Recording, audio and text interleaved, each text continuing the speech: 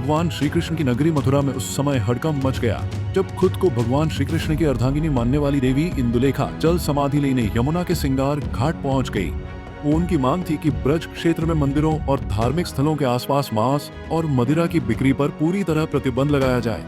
सूचना मिलते ही पुलिस और प्रशासन मौके पर पहुंचा और समय रहते उन्हें जल में उतरने से रोक लिया।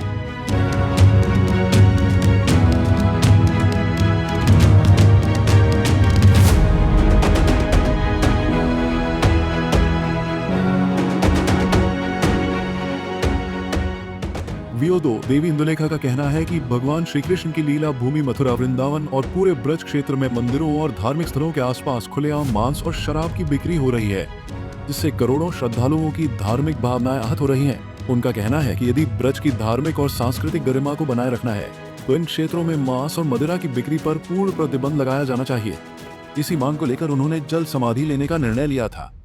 शुभ नाम आपका?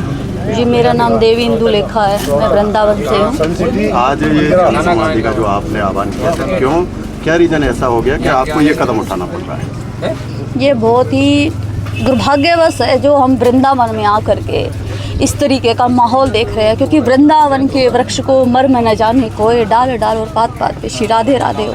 अरे जहाँ श्री जी का नाम होता है, जहाँ कृष्ण का नाम गाया गया, जहाँ जल रास लीला तक हुई, जहाँ पे दूध माखन की लीलाएं हुई, और वहाँ हमारे यहाँ पे शराब की लीलाएं हो रही हैं, सरेआम सड़कों पे पड़े हैं। परिक्रमा मार्ग में आप जा कर के देखो, मैंने स्वयं अपनी आंखों से देखा। मैं 2.5-3 साल होने वाले हैं मुझे यहाँ पे, और जब से मैं यही चीज़ें देखती आ रही हूँ और मेरी बर्दाश्त से ऊपर बात हुई है, तब मैं आज यहाँ अपने जमने रसरानी के पास, जो कभी हम इनके किनारे बैठ कर के श्री श्याम सुंदर जी जिन्होंने हमें प्रदान किए, उनके पास हम आए हैं।